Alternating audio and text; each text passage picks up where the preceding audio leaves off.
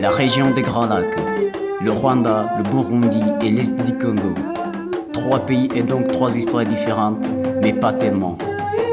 Depuis très longtemps, ces pays et ce peuple se connaissent, se fréquentent et se chamaillent.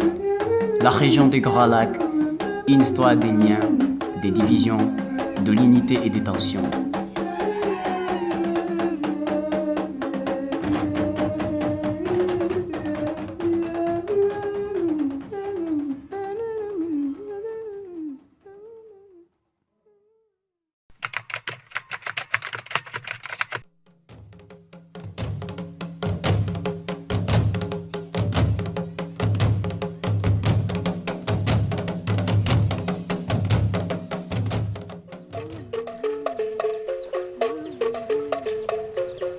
Les Allemands ont conquis la Tanzanie, le Tanganyika comme on l'appelait, les territoires du Tanganyika, et puis le Rwanda et puis le Burundi.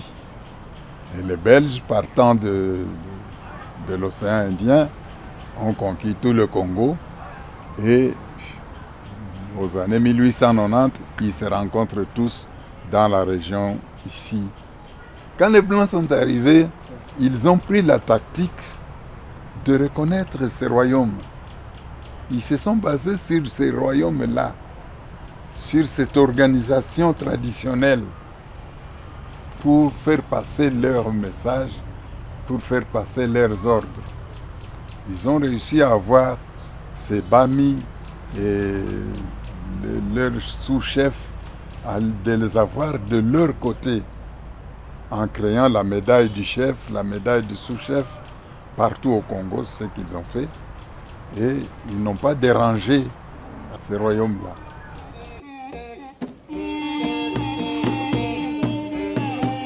Abakoloni ababanje n'Abadage ko mubizi muri iyo myaka aho bageze rero basanga hari umwami Musinga arabakira baramubwira bati wowe mwami w'u Rwanda ntabwo tuje kukuraho tuje gufatanya tuguzanya amajyambere ibyiza byawe bikomeze ibyiza tuzanye tuguhe ati murakaza neza arakorana koko neza kugeza igihe nyine bya bindi by'abazungu barwanye igihe cy'intambara y'izwe na 14-18 niho barwanye Abadage baratsindwa bamaze gutsindwa na hano barabirukana basimburwa n'Ababiligi.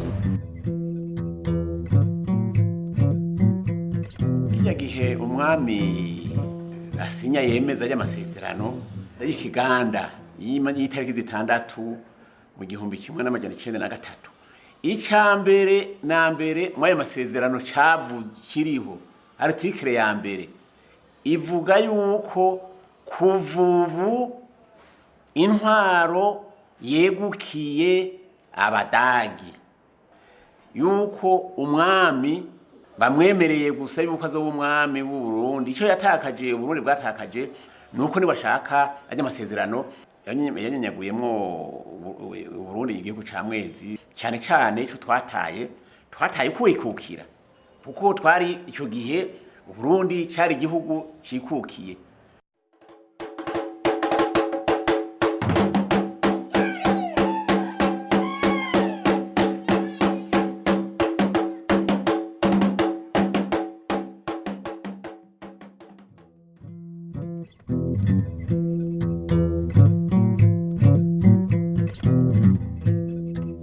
Bashitse rero akoroni bashize bakoresha ingufu bwa mbere na mbere Abadagi bakoresha ingufu zazo niteye ubwoba. Abadagi rero icyo nico cabaranze bakora baswaza umukazi wawo nduteye ubwoba kandi nivyo basaba Abarundi nko gukora amabarabara bakabibasaba atabanje kubasigurira ico ayo mabara ico ayo mazu bariko barubaka azokora.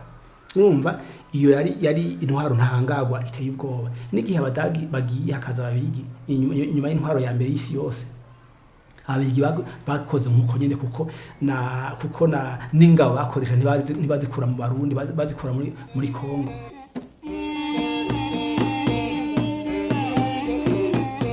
Ababiligi bashizeho bafashe abasirikare bo muri Kongo mbirigi akaba aribo baza kureba iby'umutekano hano mu buzima busanzwe ariko hari n'abapolisi abangaba bafite iyo bita ndembo nta n'imbunda baba bafite iki kintu cy'inkoni bari mu Rwanda n'u Burundi abapolisi bari bahari bakeya ariko habe ikindi hagize ikiba babwiraga ntuza force publique akaba ari iza mu Rwanda.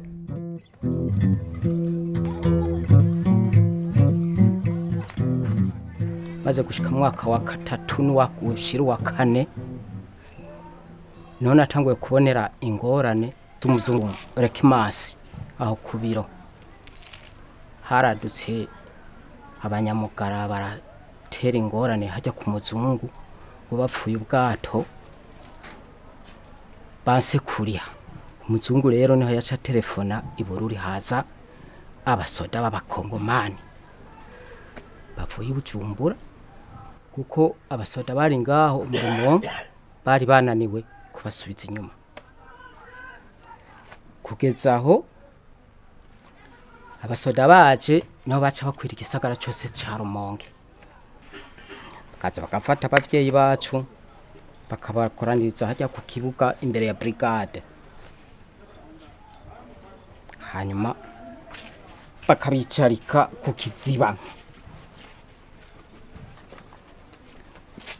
bamwe batonduku abandi batonduku twegwana dukanura amaso hajya syo babakorera abo bazungu byari bitera soni gufata ubuzima bakubita muri Nyakiziba ngo imba ngo twayamariye mu bikwanga twebwe imbwa.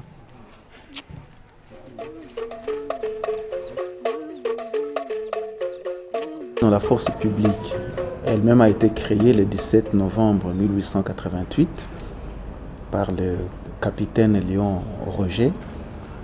Et ces gens-là avaient quand même un statut assez particulier par rapport à d'autres populations. Ce qui fait que la plupart des gens qui étaient dans la force publique avaient un standing de vie un peu élevé par rapport à d'autres, ils étaient considérés dans la société. Mais sur le plan politique, on n'a pas senti beaucoup de répercussions parce que la plupart des guerres se sont déroulées en dehors de la colonie du Congo.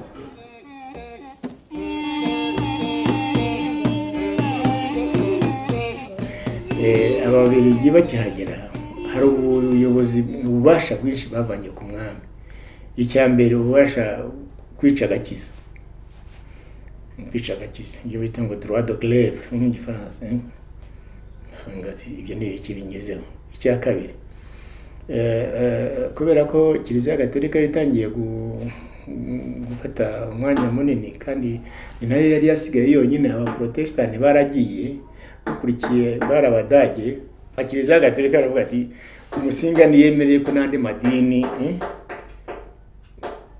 ayakorera mu Rwanda muza abazungu bavuze ngo ni droit de culte liberté de culte ariko muri nozo yubirebye neza nuko umwami w'u Rwanda yarafite ubwo bubasha bwo kuba intermédiaire hagati y'Imana y'u Rwanda n'abanyarwanda yarafite kandi nawe yitwaga Imana hamwe nawe ubwo bavuze ni nk'ububasha bwe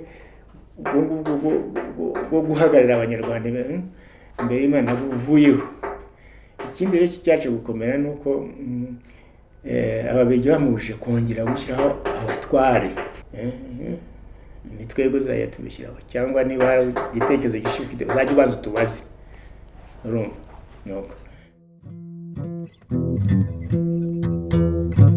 icyoba cyarahindutse mu Burundi bwa mbere nuko novuga intwaro barayihinyanyuye ukundi uko bavyumva iwabo nuko resident niyo yazi imbere y'umwami.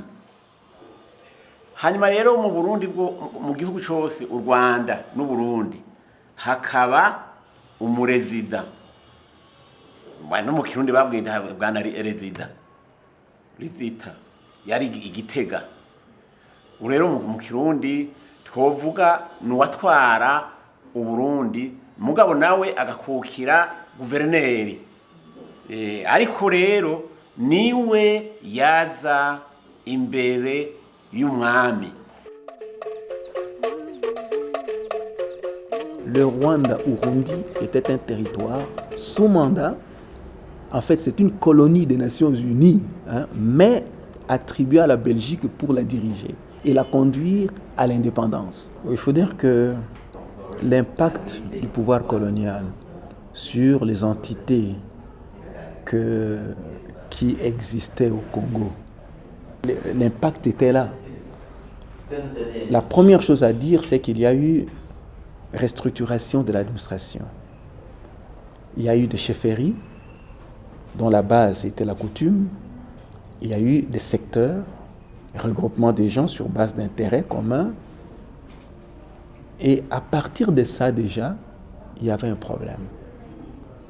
Problème pourquoi? Parce que l'autorité du chef, qui était considéré comme le premier à qui tout revenait, tout appartenait, va être dominé.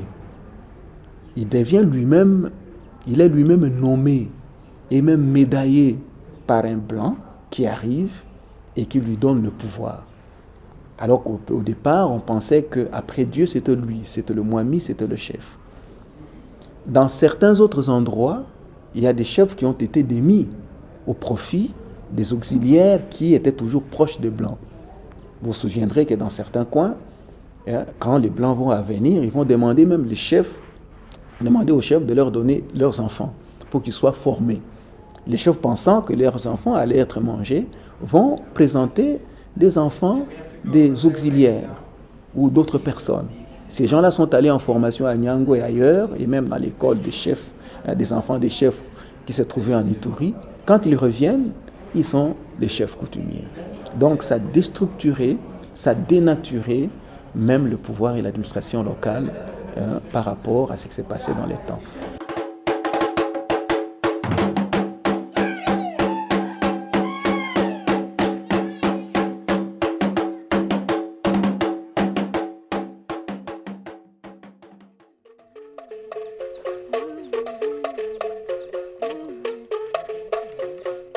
L'Église avait joué un rôle important dans le sens que c'est l'Église qui était chargée de moraliser, d'éduquer, d'instruire les populations, pour les conduire à accepter les diktats coloniaux, à accepter tout ce que la colonisation demandait.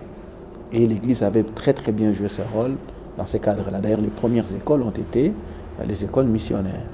Et tous ceux qui passaient par là avaient un standing de vie assez élevé et recevaient un enseignement bien tourné vers l'acceptation de la colonie. Mais il faut le dire aussi, ce sont pratiquement les mêmes qui ont été formés par l'Église dans les cadres coloniaux qui seront les premiers à tirer les autres pour constituer une opposition vis-à-vis de la colonisation par après. Dans un premier temps, selon les écrits que nous lisons, il semblerait que l'Église avait un penchant par rapport à une ethnie du côté du Rwanda. Je ne sais pas très très bien si c'est la même chose également au niveau du Burundi. Chez nous au Congo, je crois que c'est seulement, peut-être dans certaines provinces, qu'il y a eu un penchant par rapport à toutes les souffrances que certains étaient en train d'endurer. Alors la colonisation a essayé, à travers les églises, de leur donner beaucoup plus de chances d'évoluer. Mais si nous prenons le cas du Kivu, à mon sens, il n'y a pas eu ce genre de politique. Tout le monde était pris pratiquement sur le même pied d'égalité. Et ça dépendait maintenant de l'influence qu'avait l'Église et quelle Église dans un milieu ou dans un autre.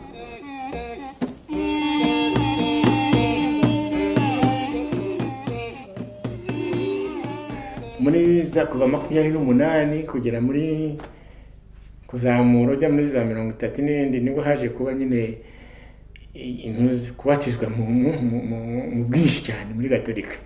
Iyo baze hano baje kwita irivuza umwami. Ariko ni Burundi nabyo byarabaye. Twabyise irivuza umwami. None hakaba nuko ubutegetsi bushyashya, ubutegetsi mbirigi bwerekana yuko niba utari hamwe na padiri mukuru ntacyo buricyo. Biragaragara ko za privilege zose zihabwa aba missionnaire Gatolika. Aba Protestant baje guhabwa nyuma ntabwo rwose ntabwo bari bizewe cyane kandi nabo bari bake abandi rero nabo bari bameze rwose nk'abatizigwa n'abamuzirimo abayisilamu bo ntubashyiremo abayisilamu ni kuba umusilamu muri icyo gihe ko ari kugira mbese ko ari ni ukuba umudayimoni icyo gihe muri mentalite y'icyo gihe mu mwaka wa mbere wifite ishuri riri bugufi aha ngaha umwana wazajyamo ryo nta kibazo ariko riri kure urumva icyo gihe ni ikibazo cyo kuba umwana wajyayo ariko abari mu bugufi y'amashuri bose bazigayo nta discrimination nta kuvangura guhari mu mashuri yisumbuye rero naho bari bafite za critères zabo ugatsinda ukajyamo ariko hakaba za section zigira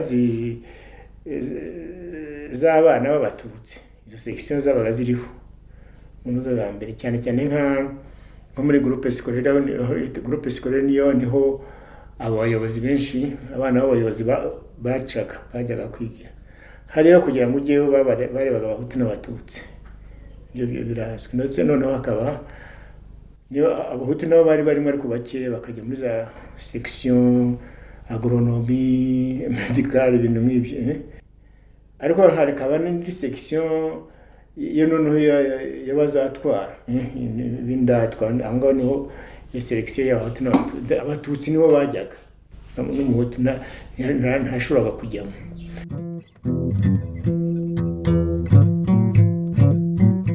murazi yuko igihe twari twabona abirigi hari ishuri rikomeye ya Srida abakozi babaye muri ico gihe bafasha abakoroni biga muri iyo shuri rero yarigamo abarundi n'abanyarwanda n'abanyekongo ugaca usanga rero biratumye abantu bahura hariho ama university akomeye muri Kongo murabizi amashuri akomeye cyane muri Kongo yizemo abarundi yizemo abanyarwanda ivyo byose byaratuma abantu bahura bamenyana.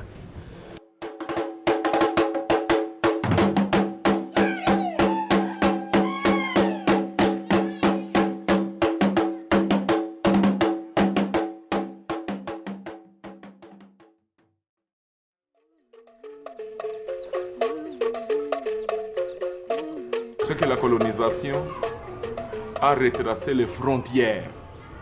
Et après avoir retracé les frontières, a pu dépêcher ou a pu diviser certains royaumes dont certains princes sont restés de part et d'autres. Et cela il y a quoi comme impact?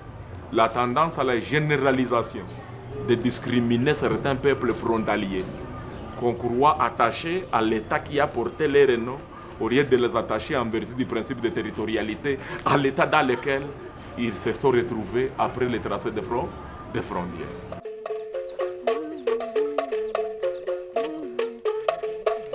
La fixation même de la frontière entre la République démocratique du Congo, le Rwanda et le Burundi.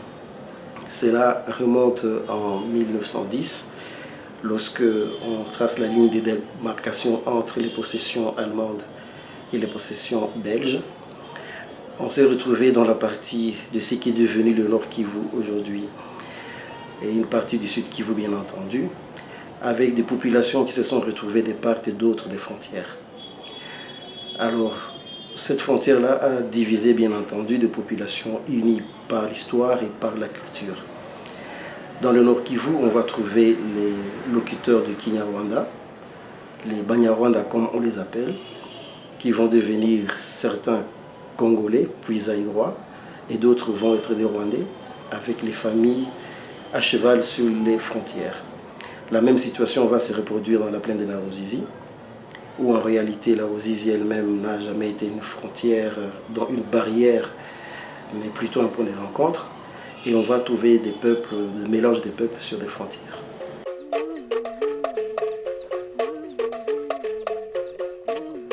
Bon, il faut dire que pendant la période coloniale, quand nous disons migration, ça signifie qu'il y a certains déplacements voulus d'un groupe de gens en masse d'un milieu vers un autre.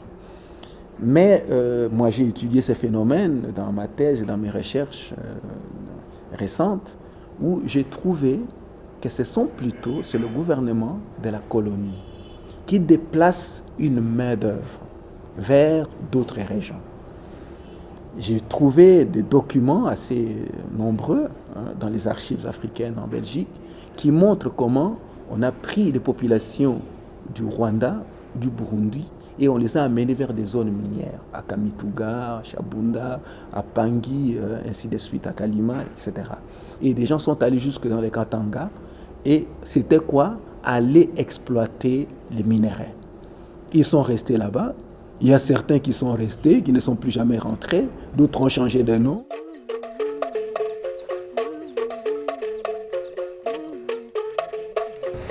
J'ai fait une grande partie, beaucoup d'années au Maniema. Et à un certain moment, comme il manquait de travailleurs, la société a été chercher des travailleurs au Rwanda et au Burundi. Pas beaucoup, mais un certain nombre quand même qui sont venus. Et voilà. Ma femme est née à Kalima. Ses parents sont des Burundais. Que la société a été engagée quelques années, je ne sais plus exactement quelle année, ils ont été engagés des Rwandais et des Burundais pour avoir plus de main-d'œuvre, parce qu'il n'y avait pas assez de main-d'œuvre à Kalima, à Someki. Ils ont été chercher des Rwandais et des Burundais, et ses parents sont venus là-bas et elle est née à Kalima. Comme elle est née à Kalima, elle a tout le temps vécu là-bas, chez les Warega.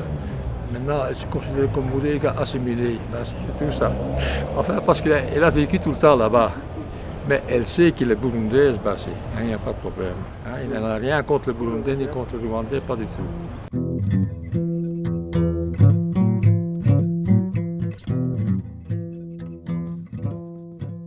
nk'igihe batwara Burundi n'u Rwanda na Kongo baratumye bonyene kubera mu ntwaro yabo Kongo cyane cyane niyo bashirako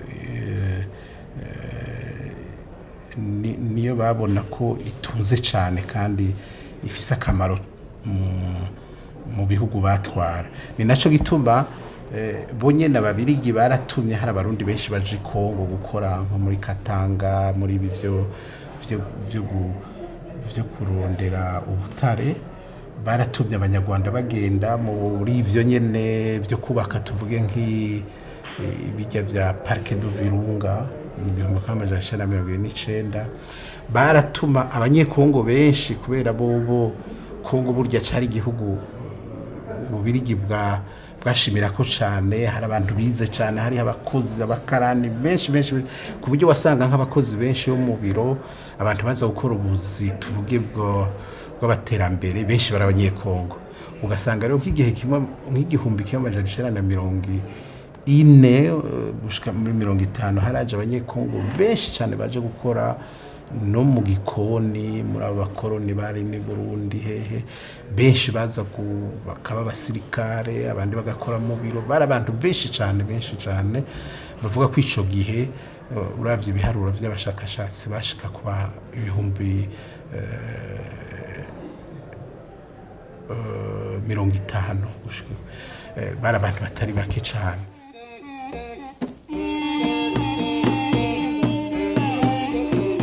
Ngomba kubabwira ibyo nabonye n'ibyo numvise ku babyeyi banje.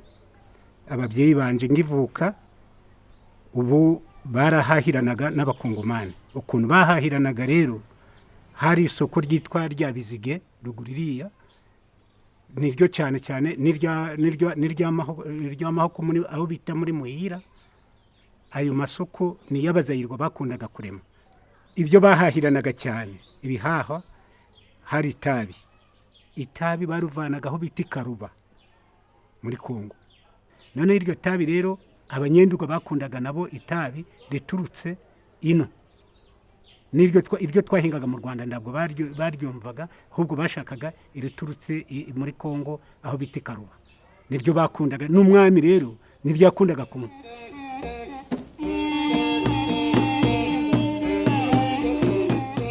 Ibikorwa byo kubana byari bihari, ubuhahirane, abanyarwanda bakajya guhaha i Burundi n'abarundi bakaza guhaha mu Rwanda.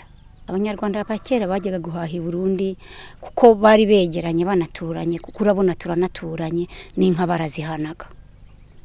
Umurundi akagabira inka umunyarwanda akagabira inka umurundi.